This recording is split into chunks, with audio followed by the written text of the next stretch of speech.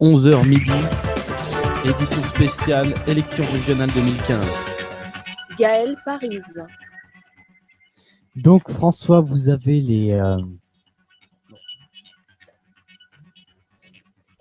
François, vous avez vous avez fait les recherches et vous avez eu tous les résultats des élections régionales.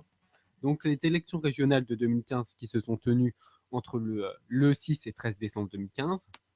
Donc les résultats communiqués par le ministère de l'Intérieur sont de 40,24% pour la droite, 28,8% pour la gauche et 27% pour le Front National. Donc à l'issue de ces régionales, le FN ne remporte aucune région. La gauche parvient à conserver 5 régions, tandis que la droite l'emporte dans 7 régions. À rappeler que depuis le 17 décembre, une nouvelle carte des régions fut adoptée, donc une nouvelle carte passant de 22 à 13 régions. Donc maintenant, les résultats de région par région. En Nord-Pas-de-Calais, Picardie, Xavier Bertrand l'emporte avec 57,77% des suffrages, loin devant Marine Le Pen à 42,23%. En Provence-Alpes-Côte d'Azur, Christian Estrosi, des Républicains, remporte avec 54,78% et bat Marion Maréchal Le Pen à 45,22%. En Île-de-France, Valérie Pécresse remporte avec 43,80%. Sur la région des Rhône-Alpes-Auvergne, Laurent Wauquiez, des Républicains... Wauquiez, on ne prononce pas le Z. Merci. Est vainqueur à 40,6%. En Aquitaine, Limousin, Poitou-Charentes, Alain Rousset, du Parti Socialiste, l'emporte avec 44,27%. En Alsace, Champagne-Ardenne, Lorraine, Philippe Richer, des Républicains, l'emporte avec 48,40% devant Florian Philippot du Front National à 36,08%. En Bourgogne-Franche-Comté, la gauche de Marie-Gouy Dufeil termine en tête à 34,68%. En Languedoc-Roussillon, Midi-Pyrénées, Carole Delga du Parti Socialiste à 44,80%. En Pays de la Loire, la droite de Bruno Retailleau l'emporte avec 42,70%. En Bretagne, Jean-Yves Le Drian du Parti Socialiste est vainqueur à 51,41%. En Normandie, Hervé Morin des Républicains UDI est à 36,43%. Au centre Val-de-Loire, la gauche de François Bonneau l'emporte avec l'élection 35,43%. Et encore, Gilles Simoni, régionaliste, remporte avec 35,34%. En ce qui concerne l'Île-de-France, Valérie Pécresse remporte les régionales après 18 ans de gestion à gauche. Merci. Elle remporte contre le Front National de Saint-Just 18,41%, la gauche de Bartholone 25% et le Parti écologique de Cos 8%, le Front de gauche de Pierre Laurent 6,6%. Tandis que pour la Corse, c'est le parti régionaliste de Gilles Simoeni qui remporte les élections, donc 35,34%, contre l'union de gauche de Gio Cobry, 28,4%, et l'union de droite de José Rossi, 27,07%. C'était Jacobi. Gaël Parise. Édition spéciale, élection régionale 2015. Donc, merci pour cette... pour les résultats. Pardon, je suis un peu fatigué. donc maintenant, on va...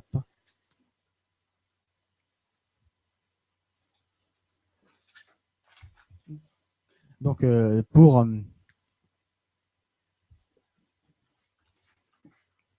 on va faire il va y avoir un débat avec François, moi, pas avec François, avec Lucas Bouchateau et Pierre Fréget, pardon. Je connais pas vraiment son nom. Et notre chef, notre rédacteur en chef, comme vous voulez. C'est Arnaud le rédacteur. Ah oui, c'est directeur de la Arnaud. publication. Bon. Voilà. Raphaël Mille. Donc, quelles sont vos réactions par rapport aux résultats de ces régionales? Vos premières réactions. Hein. Donc, vous avez... On va laisser la parole au chef d'abord, quand même. On va Oh, c'est trop gentil ça, Lucas. Ça s'appelle le respect de la hiérarchie, comme on dit au Parti communiste. Oh non Monsieur le rédacteur en chef de Jade Actu, je vous remercie. Non, alors, plus sérieusement. Ces résultats sont intéressants parce que entre le premier et le second tour, il y a eu un certain revirement. Et je me souviens, Lucas, que sur une autre antenne, nous en parlions pour les élections départementales déjà, n'est-ce pas? Comme quoi. Comme quoi, l'histoire se répète. Exactement. Mais ce qui est intéressant, c'est de voir justement ce Front National qu'on disait en tête. J'entendais dans les éditions spéciales des différents médias, Front National, premier parti de France à l'issue du premier tour. Premier parti de France, la preuve que non, puisque le Front National n'a pas gagné. Le Front National se heurte toujours à ce plafond de verre, voilà, je cherche le mot, qui est l'absence d'alliance. Alors bien sûr, il y a les voix de Nicolas Dupont-Aignan, entre autres, qui en général se reportent vers le Front National, mais voilà, on remarque ce plafond de verre. Ce qui est intéressant aussi, c'est cette union de la droite au premier tour, avec une union de la gauche au second. Et justement, en Ile-de-France, par exemple, les écologistes d'Emmanuel Cos et le Front de gauche de Pierre Laurent se sont alliés à Claude Bartolone entre les deux tours, ce qui n'a pas amené la victoire à Claude Bartolone. On sait un peu pourquoi tout de même. Mais voilà, on a eu cette union de la gauche au second tour qui n'a pas permis de gagner suffisamment de régions. Mais ces élections sont intéressantes parce que justement, la gauche n'a pas perdu autant de régions que ce qu'on pensait. Néanmoins, puisqu'elle reste, si je me souviens bien, avec 4 ou 5 régions. Merci Lucas. 5 régions qui restent à gauche, alors qu'on attendait vraiment la Bérésina, et même limite la même chose que lors des dernières élections régionales, où la gauche s'est retrouvée toute seule, s'est retrouvée avec 21 régions sur 22. Oui, voilà, c'est ça. La seule région qui était à droite, c'était l'Alsace. Honnêtement, on pouvait s'attendre à bien pire, je pense, étant donné l'état du pouvoir.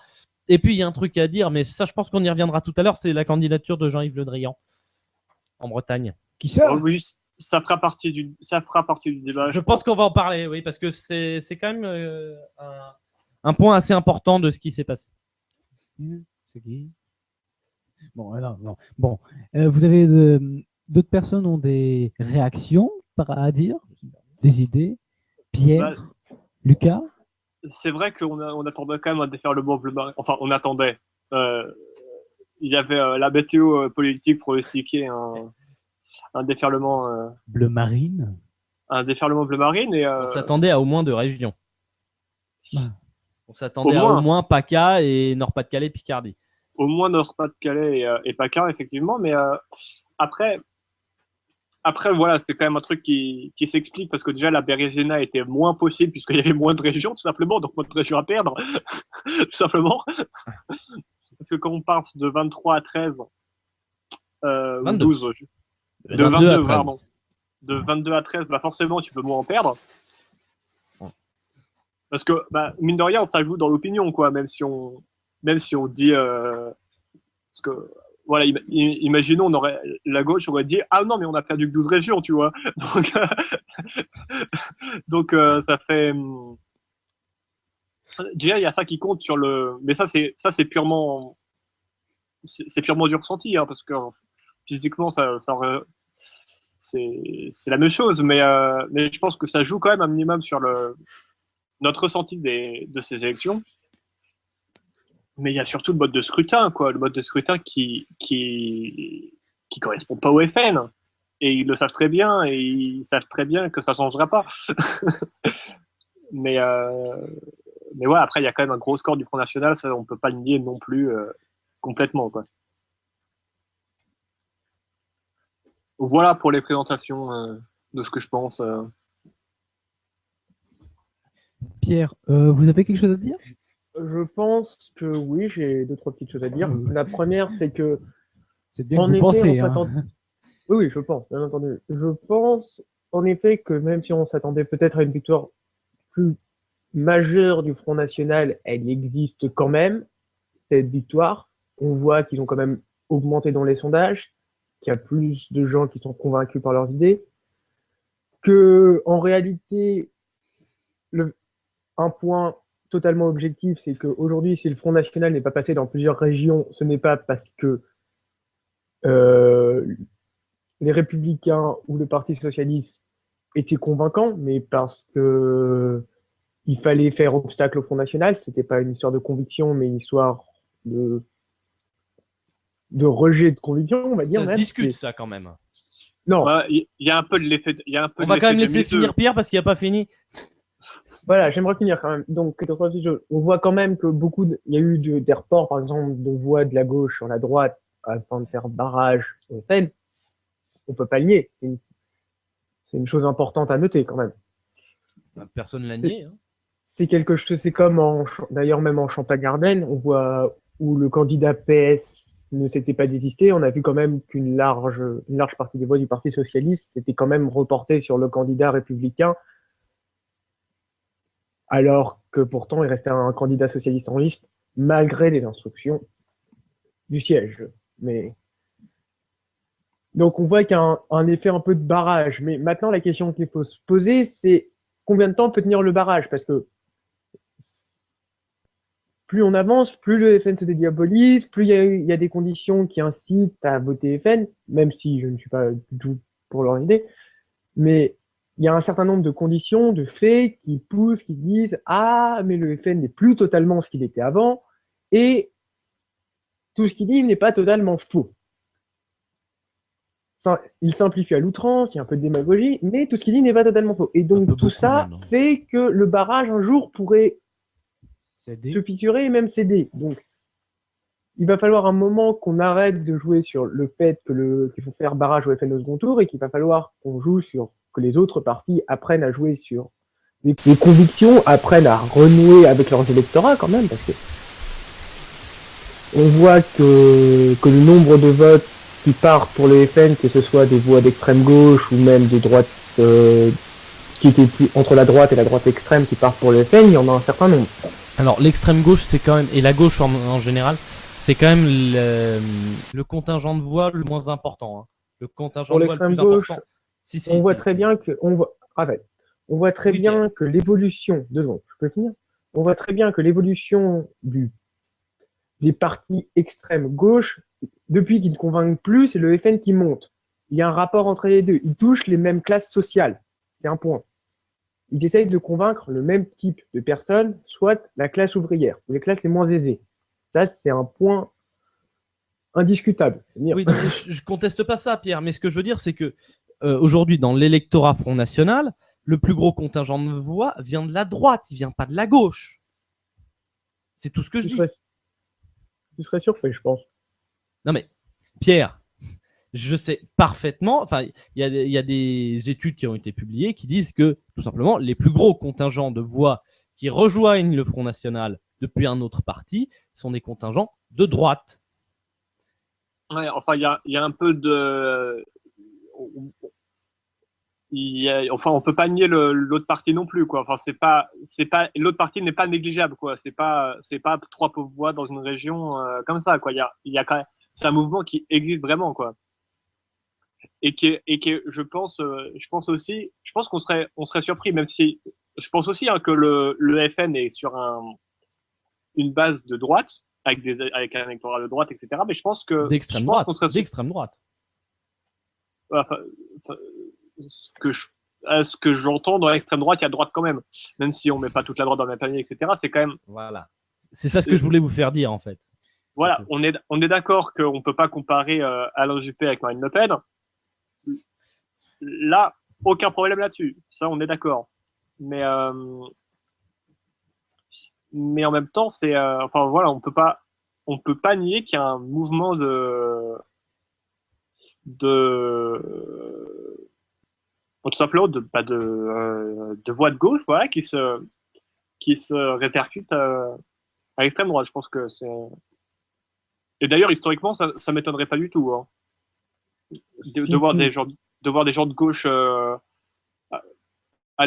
passer à l'extrême droite. Donc, François veut participer à ce débat. Laissons-lui la parole. Oui, donc je voulais dire que le FN avait pris ces régionales comme une victoire pour le moment, même s'ils n'ont gagné aucune région. l'électorat du FN vient surtout en fait de la droite, beaucoup, mais qui ne veut pas un retour au pouvoir de Sarkozy ni de la gauche. Une sorte d'anti-sarkozysme et d'anti-Hollande. Non, c'est juste que les gens de droite vont pas vouloir que la gauche arrive au pouvoir, ce qui est totalement légitime, comme la gauche a du mal à vouloir que la droite arrive au pouvoir.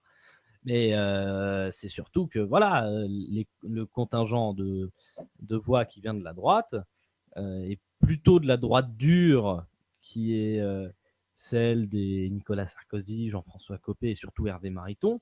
Ceux-là, forcément, on leur dit Parti Socialiste, ils ont déjà des puces, ils ont déjà le poil hérissé. Enfin bon, ils ont un petit peu de mal avec ça. Et donc, forcément, les électeurs qui sont dans cet esprit-là, bah, ils voient Front National, Parti Socialiste. Alors, il y a ceux qui vont voter blanc, et puis il y a ceux qui vont voter pour le Front National. Et voter FN reste encore très très mal vu pour le moment.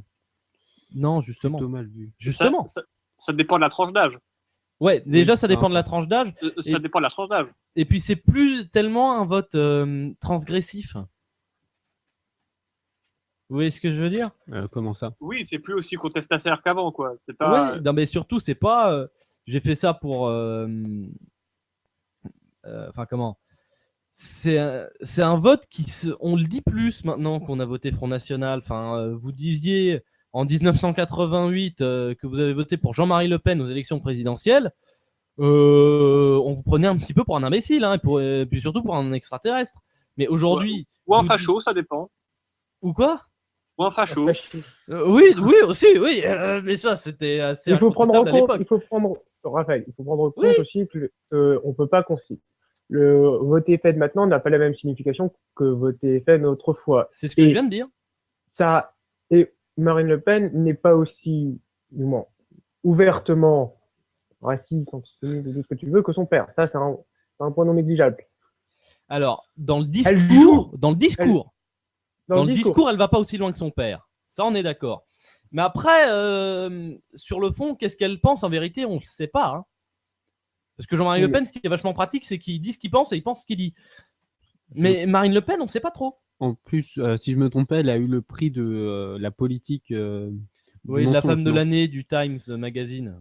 Non, la personnalité politique qui ment le plus, qui a menti le plus durant l'année 2015. Par qui? C'était. Je sais pas, je me suis pas renseigné. C'était pas un truc genre le graphique, c'est ça?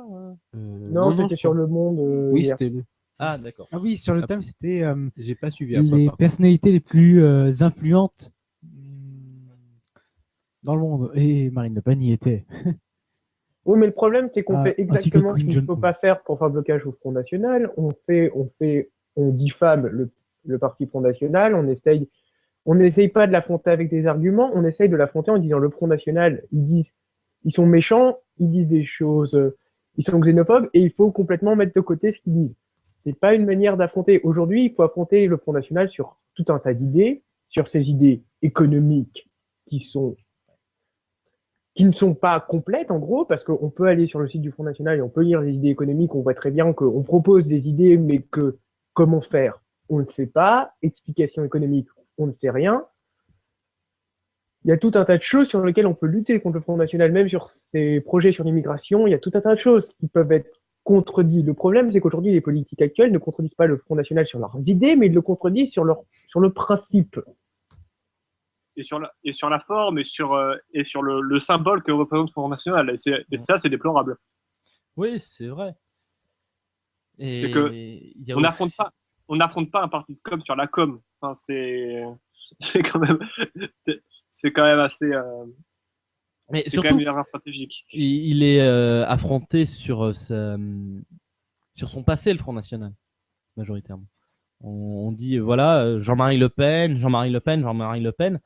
Ça a été longtemps une très grosse erreur stratégique. Elle commence à être corrigée. Mais pour l'instant, on n'arrive pas forcément à... Enfin, elle n'est pas réellement corrigée, cette erreur d'origine de combat du Front National. On en est encore à se dire, le Front National, c'est le Front National de Jean-Marie Le Pen, c'est antisémite, c'est anti-musulman, Et rester sur ces arguments, c'est vrai qu'ils sont désuets. Ils sont désuets parce que le Front National propose quelque chose sur le plan économique. Enfin, après, bien sûr, cette proposition n'est pas crédible. Mais voilà, il commence à proposer d'autres choses que juste taper sur les juifs, taper sur les musulmans, taper sur les homosexuels. D'ailleurs, il ne le fait plus de taper sur les homosexuels. Et même faut être un peu honnête, l'antisémitisme du Front National, il est quand même assez loin. Soyons honnêtes. Est-ce qu'il a réellement disparu? Non, alors je dirais que l'antisémitisme du parti a disparu, mais après, il y a. Enfin, Dans le discours. Non, mais c'est un Non, parti. Raphaël, 2 secondes, je vais juste prendre la parole 2 secondes. Ouais, il n'y a aucun problème. Je te dis juste qu'aujourd'hui, une part des électeurs du Front National est juif. Oui, je sais. Et qu'aujourd'hui, et je pense que ça a une influence sur. Et d'ailleurs, autant on a eu des dérapages de Marine Le Pen sur l'islam, qu'on a eu des dérapages de Marine Le Pen sur tout un tas de choses, mais on n'en a pas réellement eu sur de l'antisémitisme comme l'a fait son père. D'ailleurs, elle a condamné son père pour les propos détaillés de l'histoire. Oui, enfin, elle l'a fait au bout de 3 occurrences, quoi. Parce que la première fois, elle était trop petite. C'était au grand jury RTL Le Monde, c'était il y a longtemps. Mais il a fallu attendre que ce soit vraiment comment dire, qu'il y ait une nouvelle occurrence pour qu'elle le conteste. Enfin, est-ce qu'il y en a parmi vous qui ont vu le documentaire de Serge Moati, Adieu Le Pen? Non. Moi, j'ai Pierre, pas vu. Lucas, vous l'avez pas vu? Non. Pierre? Non, tiens, je leur dis, je revis dans ma grotte parce que le monde me désespère. Donc, vas-y, Mais- éclaire notre Mais lanterne. donc, je vais pas rentrer dans les détails, mais si vous voulez, à un moment, il y a une scène qui est filmée où Marine Le Pen était interviewée, c'était en 2012, il me semble, par un journaliste d'une chaîne d'information en continu de télé, et justement sur ses propos de Jean-Marie Le Pen. Et là, elle a envoyé, pardonnez l'expression familière, mais elle a envoyé bouler ce journaliste, tout simplement, parce que question pas à propos ou je ne sais quoi. Voilà. Il a fallu que Jean-Marie Le Pen le dise à nouveau sur l'antenne de BFM, si je me souviens bien, et que ça fasse réellement un tollé pour qu'elle commence enfin à contester ça. Donc, ça a quoi 2 ans, cette contestation de ce genre de propos de Jean-Marie Le Pen. C'est vraiment très récent. Hein. Et puis c'est vrai que étrangement, elle conteste ses déclarations quand on la met en favorite pour la présidence. Hein. Après, on peut aussi discuter là-dessus. Quoi. Enfin, il y a aussi ça qui rentre en jeu. Quoi. On peut se dire que oui, effectivement, elle peut contester juste pour draguer des électeurs, etc. On peut s'interroger là-dessus. Oui, bah après. Et surtout, elle a parlé d'erreur politique. Elle a pas forcément parlé de faute morale. Elle a jamais dit faute morale. Elle a dit erreur politique. C'est vrai. Et ça, c'est quand même à souligner. Hein. C'est vrai que c'est pas anodin du tout.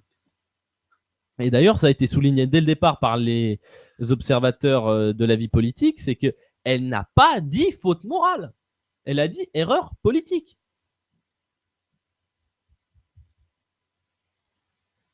Ce silence est révélateur. Allô? Oui. Mais on t'écoute. J'en ai fini. Bah, on va un peu changer de sujet. Hein. Non, après, j'aimerais souligner une autre chose aussi sur le Front National, c'est que c'est un parti donc, qui est en progression, voilà, mais c'est encore un parti jeune. Quand je dis jeune, c'est qu'il n'a pas le socle qu'ont les Républicains ou le Parti Socialiste, ou même le centre. Ou le Parti Socialiste. Même le centre, même si le centre, en fait, a été un peu gobé par ses voisins. Surtout son voisin de droite. Mais après, il s'est fait manger avant par son voisin de gauche aussi, quoi. Donc, non. Ah bah non, il n'a pas été... le centre-gauche, tout simplement, il n'y en a plus. Bah, la création du Parti Socialiste, quand même. Oui, bon, d'accord, on va pas revenir là-dessus. Mais donc, ça veut dire que pour avoir des gens, tout simplement, il manque il manque de gens, quoi, tout simplement. Donc forcément, bah, tu es obligé de prendre des gens qui sont pas qui sont un peu trop à droite, qui sont dans l'ancienne lignée du Front National. Donc forcément, ça peut créer des dérapages. Il y a ça aussi, c'est que c'est pas un parti aussi construit que les autres, en fait, enfin, qui a pas eu une tradition comme les autres, même s'il y a une tradition d'extrême droite en France depuis toujours, à peu près. Enfin, en tout cas, depuis la Troisième République. Donc, ça commence à dater, mais c'était pas des partis comme... enfin, voilà, ils sont obligés de ratisser, ils sont encore obligés de ratisser très large, et donc forcément, bah, des fois, bah, il y a des dérapages, quoi. Mais en tout cas, ce qui est sûr, c'est que le Front National, en effet, est un parti qui est jeune, est un parti qui n'a pas sa base électorale réellement définitive, même s'il en a une qui ne bouge plus. C'est l'extrême droite traditionnelle qui est née suite à l'affaire Dreyfus, l'extrême droite, il faut bien le dire, raciste, antisémite, xénophobe et tout ça. Et traditionnaliste en France, hein, parce que RPZ Charles Maurras.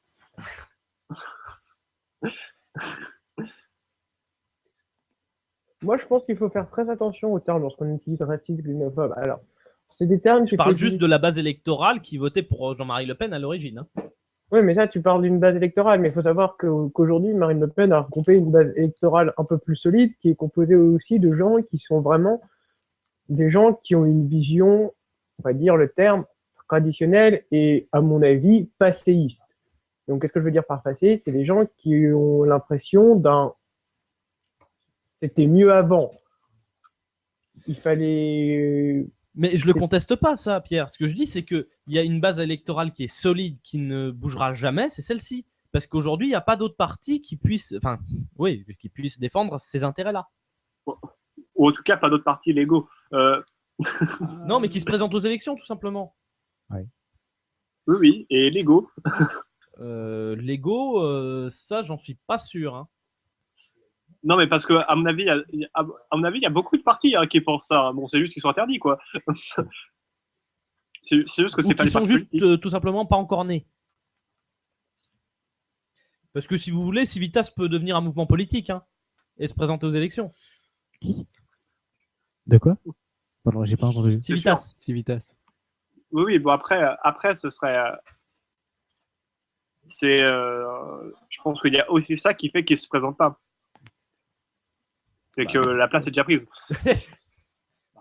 Mais il y a un truc à souligner à propos du Front National. Pierre et Lucas, vous avez vu les programmes Oui. qui sont arrivés dans les boîtes aux lettres? Oui, j'ai vu ça. Non, ah oui, vous étiez ailleurs. Tout à fait. De l'autre côté de l'océan. Mais il y a quelque chose à noter, c'est que dans les régions autres que Nord-Pas-de-Calais-Picardie, on voyait tout le temps derrière le candidat Front National l'image de Marine Le Pen, alors qu'elle ne se présentait pas. Oui, parce que ça montre, c'est un symbole, il y a une vision, en effet, c'est la dirigeante de parti, et ça indique, en gros, c'est vraiment... Marine Le Pen, c'est la figure on va dire, qui regroupe tous les électeurs. Dans les grandes figures du Front National, tu en as réellement 4. Tu as Marine Le Pen qui est au-dessus des 3 autres. Ensuite, tu as sa nièce Marion Maréchal Le Pen. Tu as Gilbert Collard qui est député, donc ça en fait un personnage relativement important. Et tu as Florian Philippot qui est un peu le vice-président et qui incarne presque d'une certaine façon qui incarne une sorte de Front National moins dur d'une certaine façon, parce que oui, c'est le nouveau Front National, quoi. Oui, justement.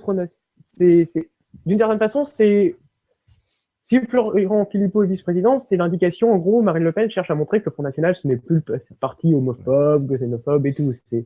Mais surtout, ce que je dis quand je dis qu'il y a Marine Le Pen sur les affiches et sur les programmes, c'est qu'il y a cette spécificité de l'extrême droite qui est, alors, le mot va être un peu dur, mais c'est un culte du chef.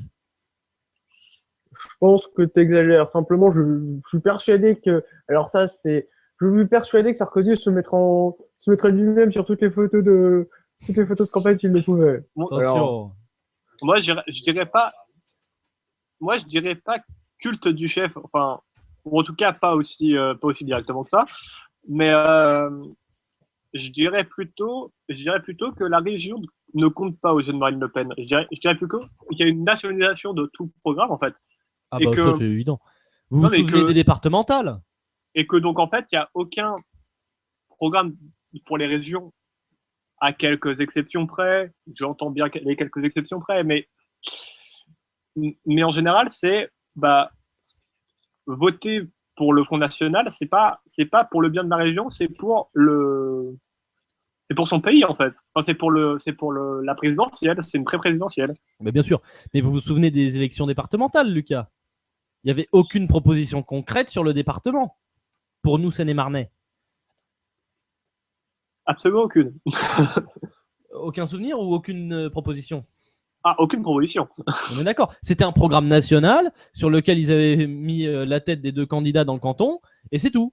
Et c'était Oui, pareil mais partout. Soyons honnêtes, ça, ils ont pris le risque de le faire au départemental parce qu'ils savaient que leur candidat ne serait pas élu. Maintenant, parlons un peu plus ils sont sérieusement quand des même- régionales. Dans notre canton, ils sont quand même arrivés au second tour. Donc le canton de Fontainebleau, ils sont arrivés au second tour alors qu'on s'y attendait vraiment pas. Hein. Oui, mais La ça, tradition en fait, dans le canton de Fontainebleau, c'est de se retrouver avec UMP face à PS au second tour. Bon voilà, ça a toujours été j'aimerais comme juste ça. finir avant que tu me coupes Oui, encore. Je te dis simplement que Allez-y, allez-y. là, alors, il y avait un certain nombre de régions où il n'y avait clairement pas de programme parce que le candidat n'était pas censé être élu. En revanche, on voit très bien que pour le Nord-Pas-de-Calais où Marine Le Pen se présentait, là où Philippot se présentait, là où Marion Maréchal Le Pen se présentait, les trois avaient quelque chose d'un peu plus construit. Même ici en Ile-de-France. Même ici en Ile-de-France. Là, je l'ai sous les yeux, le programme du Front National en Ile-de-France. Il y a un véritable programme, alors qui est pas applicable, mais il y a un qu'on véritable peut contester programme. ou qu'on peut pas contester, ça, c'est qu'on peut ou qu'on ne peut pas contester, mais Au moins, il y en a il y a un. un programme, il y a une idée, il y a quelque chose. Je veux dire, on a mis des programmes là où on était sûr de remporter, ou pas où on était sûr, où on pensait pouvoir remporter quelque chose. Je veux dire, et ça, je pense que c'est important de le noter. Mais d'une certaine façon, on peut regarder aussi je suis sûr que on peut regarder les programmes des Républicains ou du PS, là où ils sont sûrs de ne pas gagner la région. Je suis pas sûr que le programme soit particulièrement plus construit entre nous. Mais ils en font quand même un, en général. Ils en font quand même un, mais pas particulièrement construit. Ou même, Oui, non, et puis il n'y a pas, non, il y a pas le même, il y a pas la même, Il n'y a pas la même quantité de sous dans ces parties-là. il y a Enfin, pas la même, il y a pas la même masse de gens qui peuvent travailler. Enfin, il y a quand même le PS et le Républicain, c'est quand même. oui, on c'est les dit deux au grands même partis. c'est pas les deux 40. plus grosses machines politiques en France. Hein. C'est ça. Bon, après, d'ailleurs, ça peut nous faire réfléchir sur comment doit être la politique, mais ça, c'est un autre débat. Est-ce qu'on peut faire, donc, du coup, est-ce qu'on peut faire de la politique avec les idées? Ça, ça, je pense qu'on a répondu que non, hein. Ça, je pense qu'on est tous d'accord pour dire ça. On fait pas de la politique que avec des idées. Elles sont nécessaires, mais on fait pas que ça, hein, parce que bon, il y a des, Jean-Marie Le Pen a réussi à aller au second tour de la présidentielle sans avoir aucune idée. Mais alors, aucun programme, rien. Mais surtout Pourtant- sans vouloir y aller. Surtout sans vouloir y aller. Donc, C'est ce qu'on voyait dans le documentaire dont je vous ai parlé tout à l'heure, d'ailleurs. Avec Le Pen. et ça, il le reconnaît très bien, quoi. Hein Et ça, lui, il reconnaît parfaitement. Bah, il était embêté de se retrouver au second tour. Parce qu'il fallait envisager l'éventualité de se retrouver président de la République. Mais voilà, sauf que c'est plus le. Sauf que ouais, bon, c'est plus la même chose, quoi. Voilà, on voit qu'il y a quand même une grosse évolution, quand même. C'est pas négligeable. Enfin, il n'empêche que, s'agissant du Front National, c'est pas une victoire. Je pense qu'on est tous d'accord. C'est régional. Moi, je pense que c'en est une. Moi, très sérieusement, je pense que ça leur donne un poids, que ça leur donne une influence, que ça montre qu'aujourd'hui, le plafond de verre se fissure, parce que qu'on le veuille ou non, il s'est fissuré. Je pense qu'aujourd'hui, non, je pense que le Front National peut appeler ces régionales une victoire. C'est une victoire pour moi. Après, je pense qu'il y a aussi eu beaucoup de. On s'attendait à un truc tellement gros de la part du Front National que forcément on se dit ils ont rien gagné. Enfin, c'est pas autant que on aurait pu s'y attendre. Oui, mais là, il ne faut pas comparer par rapport au Scomédialisé, mais par rapport à ce qu'ils faisaient avant. Et ça, c'est sur là que repose toute la comparaison. Ce que les Ah médias oui. disent, c'est sans, je suis désolé de le dire, mais c'est presque sans réelle importance. C'est des sondages, c'est des choses Oui, oui, on est pas très d'accord que précises. Alors que là, quand on s'appuie sur des faits, on voit qu'il y a une évolution, on voit qu'il y a quelque chose. Et on voit très bien qu'aujourd'hui, la défiance vis-à-vis des partis, des deux grands partis qui avant s'échangeaient le pouvoir, est de plus en plus importante. Et ça, je pense que c'est important de le noter, quoi. Ni le PS, ni les Républicains n'arrivent à convaincre maintenant. Et ça, c'est parce qu'il n'y a pas assez de renouvellement, parce qu'on voit toujours les mêmes têtes, parce que on enchaîne les histoires plus ou moins de. Même si c'est pas vraiment des histoires importantes, mais un parti repose sur son image et on a deux partis avec des images écornées face à un parti qui, même s'il a un visage de son passé pas très reluisant, continue à essayer de se créer une nouvelle image en fait. Et ça, c'est un point majeur. Ça pourrait, je pense, et il faut le prendre en compte, briser un plafond. Merci de vos réactions. Nous allons clôturer ce débat, ce débat-ci, pour entamer un nouveau qui, lui, va parler de la candidature de Jean-Yves Le Drian en Bretagne. Et je voudrais savoir ce que vous en pensez. Ce que vous en pensez. bah, enfin, déjà oui, on peut. Je comprends que ses opposants ont discuté cette candidature. Après, il a joué directement carte sur table. Il a joué carte sur table dès le début. Jean-Yves Le Drian, il a pas. S'il y a bien un truc sur lequel on peut pas l'accuser, c'est d'avoir magouillé derrière les fagots en disant non, je sais pas trop si je vais rester, si je vais pas rester, si je vais faire ci, si je vais faire ça. Et ça, c'est quelque chose. C'est au moins une chose qu'on peut pas lui reprocher. Mais constitutionnellement, il n'avait pas le droit de se présenter. Hein. Là, ce que fait le gouvernement, c'est anticonstitutionnel. Hein. Oui, oui, bah La après, fonction de ministre est totalement exclusive. C'est écrit dans la Constitution. Hein. Oui, oui, bah après. Il n'avait pas à se présenter. Et puis franchement, on a parlé tout à l'heure pendant 1 heure de ce qui s'est passé en 2015 et en particulier on a parlé des attentats et on s'est dit que les attentats, enfin qu'on était en guerre. Franchement, le ministre de la Défense qui est donc ministre de la guerre également, qui part en campagne, on marche un peu sur la tête. C'est pas très beau, ouais. Même carrément. C'est pas très beau. Oui, c'est le moins qu'on puisse dire que c'est pas très le moins beau. qu'on puisse dire. C'est nul. Enfin, tout simplement, c'est nul. Enfin, je pense qu'on est d'accord sur ce point-là, non? Bah. Ouais, après, c'est pas. Je dis pas que c'est pas le genre de. Je dis pas genre j'en ai rien à faire, etc. Même si.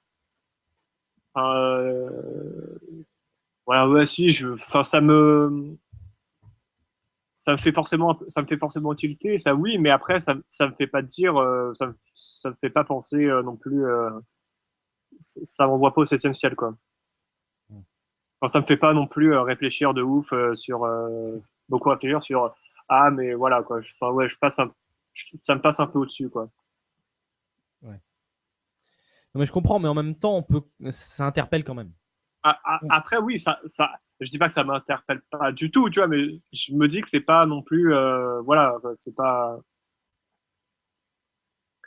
Après, voilà, le problème, c'est juste, c'est anticonstitutionnel, point, quoi. Enfin, le problème est juste là, en fait. Et c'est vrai que justifier ça par l'état d'urgence, même si c'est pas justifié explicitement, c'est pas dit. Il a dit, moi, j'ai envie de gouverner cette région. Il a gouverné déjà avant. Ce qu'il a dit, c'est qu'il reviendrait. C'est surtout ça ce qu'il a fait. Non, il a dit, mais dans l'état actuel, je peux pas laisser mon poste. En gros, il a dit un truc comme ça. En tout cas, c'était l'idée de son discours. Mais et donc, c'est vrai que ça, c'est peut-être le truc qui est un peu moche. Bah, même plus que peut-être. Enfin, c'est carrément moche. Enfin, c'est nul. Oui, c'est ça. C'est ça. C'est pas honnête. Enfin, je trouve franchement que c'est pas honnête de faire comme ça. ce choix de pas laisser son poste de ministre. C'est l'un ou c'est l'autre. Après, voilà, dans ce genre de truc, il est de toute façon toujours perdant. De toute façon, parce qu'il aurait laissé son poste de ministre, on dit « Ah non, mais il abandonne ses fonctions pour ses propres intérêts. » Ouais. Il abandonne pas son poste de ministre, on dit bah c'est un salaud de cumulard. Ouais, je dis au bout d'un moment, tu fais Et il se présente pas, on dit il a menti, il a pas tenu sa promesse de revenir. C'est ça, exactement. Donc après, C'était oui, un son gros choix est bidon. peut-être son choix est moche, oui, je pense qu'on peut le dire. Mais il est pas mais voilà, il est pas non plus il est justifié quoi. Enfin, il est pas je dis pas justifié, mais il est pas c'est pas l'action la plus immonde que le gouvernement ait pu se faire de ce point de vue-là quoi.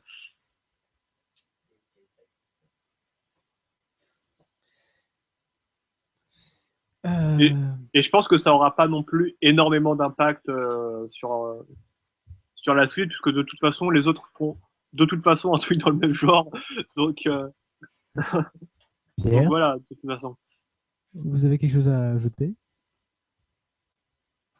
Pierre? Non, pas réellement.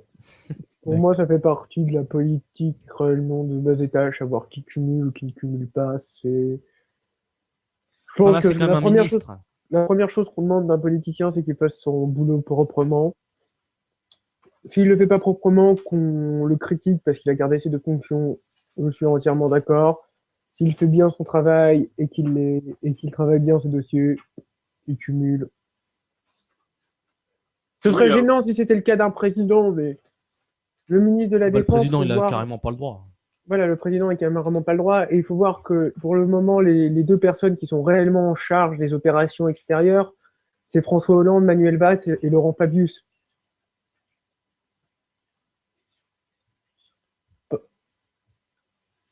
Jean-Yves Le Drian, c'est pas vraiment un personnage qui revient régulièrement sur le devant de la scène, en fait. oui, bon après c'est vrai qu'à la limite, c'est vrai qu'après on peut dire oui, non mais c'est vrai que le principal c'est qu'il fasse bien son travail quoi. Bon après c'est vrai qu'on peut aussi dire ah ben c'est dommage, il fait bien son travail et il va partir quoi. Je pense que c'est plutôt Moi, je pense qu'il faudrait déjà pas autant de ministères. Alors, mais Oui, alors ça, c'est un autre débat, mais c'est pas faux. voilà, parce que Allô d'une certaine façon, là, celui qui est en charge de la défense intérieure du pays, c'est le ministre de l'Intérieur avec Bernard Cazeneuve. Pour le moment, on a le président, le premier ministre et le ministre des Affaires étrangères qui sont en train de travailler sur les opérations extérieures et sur les relations avec la Russie et sur les opérations qu'on va devoir mener contre Daesh. Dans ces grands dossiers-là, le nom de Jean-Yves Le Drian apparaît à peine. Donc,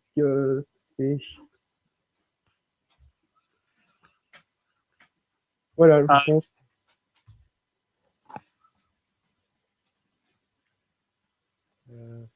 Bon. Il n'y a plus personne qui a des choses à dire. Vous avez d'autres choses à ajouter? Raphaël, vous avez quelque chose? Ouais, je pense que ce serait bien de parler un petit peu de l'avenir politique, de ce qui va se passer maintenant qu'on est en 2016, que les élections régionales sont passées. Bon. Bah, Faudrait peut-être parler de l'avenir. oui. Mais qu'est-ce que l'avenir nous réserve? l'avenir c'est l'année prochaine quoi. L'avenir politique il va jouer là en fait. Alors, Et voilà, parce qu'on sait, et donc il y a beaucoup de questions qui restent en suspens, parce qu'il y a une idée qui fait de plus en plus son chemin, c'est le changement de république. Voilà, est-ce que ça va se faire, est-ce que ça va pas se faire, etc. Donc une idée qui fait de plus en plus son chemin. Mais voilà, ça, on saura tout ça en 2017. En fait, je pense que c'est le prochain. De toute façon, c'est le prochain rendez-vous. Enfin, sauf s'il y a. Sauf s'il y a.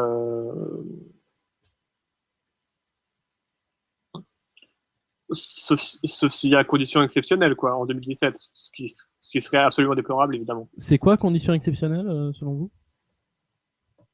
Bah, je pense qu'on va revenir au premier débat du coup, parce que voilà, mais c'est ce genre de conditions exceptionnelles là, quoi, un attentat d'une ampleur phénoménale ou une chaîne d'attentats, etc. Qui nous fait passer en état de siège et après. Non, pas l'état de siège, mais. La loi martiale. Non, je mais sais s'il y a, mais parce il que y a sans doute les élections qui seraient reportées. voilà, et puis on peut craindre aussi une utilisation de l'article 16 parce que donc celui qu'on appelle vulgairement des pleins pouvoirs. Enfin, je dis vulgairement parce que le texte est assez bien écrit en fait. Oui. C'est vrai. Le texte est assez bien écrit, voilà, hein, c'est quand même Michel Debré qui l'a écrit après, hein, donc voilà quoi, c'est quand même pas. Mais et donc le texte dit pouvoir exceptionnel qui sont justifiés par la situation. Donc évidemment en bon français râleur, on pense directement plein pouvoir dictature. C'est vrai, l'article peut dire ça. Hein. Mais c'est une dictature au sens originel du terme. Hein. Oui, pas Pendant sans une durée déterminée, mais c'est une dictature au sens originel du terme.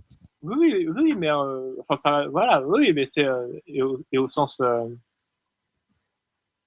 au sens au sens, j'ai envie de dire politique du terme. Oui. Voilà, parce que c'est pas et forcément oui, ça va pas être et forcément ça va être compliqué quoi. Forcément, il va y avoir on va ressortir le coup d'état légal de Mendès France. Enfin voilà, c'est et donc pouvoir exceptionnel, bah forcément oui, report des élections quoi. Bah, nécessairement. On peut pas, pour le coup, on peut pas changer un président qui est dans ce genre de situation. Moi, je pense qu'avant de parler de possibilités, de possibles attentats, de possibles continuations de l'état d'urgence, on devrait d'abord parler des grands événements de 2016 qui peuvent déjà changer les choses avant de s'intéresser à. Parce que là, on est dans la mesure, on est dans une possibilité très infime au final. On parle que. Donc, pour nous concentrer sur des choses un peu plus réelles, quels vont vraiment être les grands événements qui peuvent changer la politique mondiale entre 2016 et 2017? La première, et je pense la plus importante, ce sont les élections américaines. Parce que ça n'a pas beaucoup d'influence sur les élections françaises quand même. Non, ça n'a pas d'influence sur les élections françaises. En revanche, ça a une influence sur la scène internationale majeure. Ça, indéniable. Surtout lorsqu'on a Trump en lice. Je pense que certes. Je pense que je vais le dire maintenant, mais si Trump est élu président des États-Unis,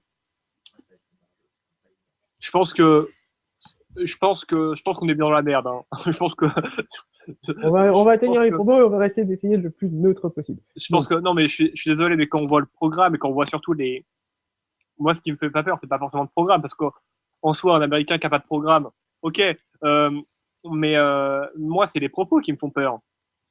Moi, c'est juste les propos que Donald Trump tient qui me font peur. C'est pas forcément le fait qu'il ait une absence de programme et qu'il soit républicain. Exact. Parce que ça, à la limite, j'ai envie de dire qu'ils soient républicains, on avait l'habitude avec les Bush, etc., avec Reagan, etc. On avait l'habitude hein, des gens douteux. Mais moi, ce qui me fait peur... Reagan est au final pas un très mauvais président. Hein. Il y a bien pire que Reagan. Ah oui, on trouve toujours pire de toute façon. Moi. Oui, Bush fils au hasard. Mais voilà, moi, c'est juste que j'avais peur d'avoir atteint un palier avec Bush fils, pour ne pas le nommer, et on nous prouve que en fait on peut s'attendre à tout quoi. Moi c'est surtout ça qui me fait peur. Le problème c'est que le seul candidat intéressant en liste des Républicains, enfin moi que je trouve personnellement intéressant, c'est Marco Rubio. Parce qu'il incarne la frange des Républicains plus modérés, en gros. Oui, c'est vrai que Ted Cruz, il est tout aussi extrémiste que Donald Trump. C'est juste qu'il est pas grande gueule et il ment moins, quoi. Mais voilà, mais Ted Cruz, c'est celui qui est dans son spot publicitaire qui est en train de se montrer avec son fusil de chasse, en train de chasser, en train de tirer. Tu vois, il se montre comme l'Américain originel. Ouais, j'ai juste une question. Qu'est-ce qu'il chasse? Parce que est-ce qu'il y a du Mexicain dedans? Je veux dire, il se montre. Je veux dire, il y a tout. Ouais, il serait contre lui-même. Non, c'est plus complexe que ça. Soyons un peu plus sérieux sur le sujet. Les élections américaines, c'est avant tout comment on convainc les gens dans les élections américaines, parce que les élections américaines, comme vous le savez vous, mais peut-être pas ceux qui nous écoutent, ne fonctionnent pas comme en France, c'est par rapport aux États, par rapport à ce qu'on nous nomme les grands électeurs. Et plus on a de grands électeurs, donc lorsqu'on gagne un État, on gagne un certain nombre de grands électeurs avec cet État. En fonction de la population. En fonction de la population. Par exemple, la Californie, c'est l'État qui a le plus d'influence au niveau des grands électeurs. Et en général, il est démocrate. En général. Donc, la question qui... Mais, donc, comment les candidats américains essayent de convaincre? Ils font des spots publicitaires, on voit régulièrement à la télévision. Avant, c'était Barack Obama qui se montrait dans un spot publicitaire, et à la fin, tu as Barack Obama qui dit « I approve this advertising ». This message. This message. I'm Barack Obama and I approve this And I message. approve this message. Voilà. Et là, c'est la même chose avec Ted Cruz, vu qu'il est le sénateur du Texas, l'État le plus... Comment dire? Le meilleur Réactionnaire. État des États-Unis. Non, mais non, c'est le meilleur. Non, je rigole. Plus sérieusement. Vu que c'est l'État un peu le plus conservateur des États-Unis, on voit Réactionnaire. Peut-être- réactionnaire Ted Cruz en train de réciter le bénédicité avec sa famille autour de la table. On le voit chasser, on le voit avec une arme, on voit un certain nombre de choses qui font qu'il se montre pour les Américains conservateurs comme le véritable Américain, comme l'idée caricaturale de l'Américain, en fait. Même pas caricaturale, mais de comment l'Américain Doit être. conservateur propre doit être. Pardon de vous couper. Religieux. Attendez, pardon de vous couper, mais il va falloir faire un peu. Va falloir faire rapide, faire court et rapide, parce que là, on va bientôt rendre l'antenne. Donc, je vais vous demander de conclure. Hein. Déjà? Ouais. Il reste une minute, Lucas. Bah oui. Et comme c'est moi qui ai commencé, je vais me permettre de faire la première conclusion. Hein, Allez-y. si ça vous dérange pas, messieurs. Bah moi, j'ai déjà trop parlé, donc je vais laisser le mot de la fin aussi. Hein, donc, et puis, comme un malpoli, j'ai pas arrêté de couper Pierre, donc la moindre des choses, ce serait de lui laisser le mot de la fin. Non, je pense que je vais laisser Raphaël dans le mot de la fin. Bon, arrêtez les politesses à deux balles. Donc, ce que je Je dirais, peux pas c'est faire trop bête, je suis obligé. Lucas n'a pas beaucoup de temps. Ce que je voulais dire, c'est que voilà, ces élections régionales 2015 nous ont montré tout de même que le Front National marque tout de même un arrêt dans sa progression, et on l'a vu encore plus récemment quand le Front National s'interroge sur, enfin, a fait son meeting, là, son congrès pour sa réflexion, voilà, en Ile-de-France pour savoir comment arriver au pouvoir. Hein, c'était ça le thème de ce séminaire, voilà, je cherchais le mot. Et donc le Front National marque un arrêt. Je pense que en 2017, le Front National ne sera pas au second tour, possiblement. Je me permets de faire ce pronostic. Hein, je sais que c'est un peu risqué, ce genre de pronostic, mais voilà, je le fais. Je pense franchement que là, le Front National marque un arrêt. Ces élections régionales auront montré qu'il y a un réel changement sur la scène politique, avec une nouvelle place du Front National qui est une place de troisième force, mais pas encore une place de premier. Ouais, donc je vais me permettre de conclure quand même, parce qu'on m'a dit d'arrêter les politesses, donc ça suffit, pas le temps de niaiser. Écoute, on va accepter ton pronostic et dire les paris sont ouverts, quoi. Hein. Donc allez-y, j'ai envie de dire. Attendez. Je Je vous remercie pour votre... Pierre, vous avez quelque chose à dire? Non, je pense que Bon, c'est suffisant. Bon, une petite conclusion, Pierre. Je dis simplement qu'avant de faire le moindre prognostic sur une présidentielle qui aura lieu dans 2 ans, Un On an, connaît même Pierre. un an et demi. Un an et demi où on ne connaît même pas encore les candidats, en fait. On a des gens en liste, mais on ne connaît même pas Bon. encore les candidats. Je pense qu'il ne faut pas faire de pronostic trop hâtif. Vraiment. Très bien. Merci pour vos conclusions.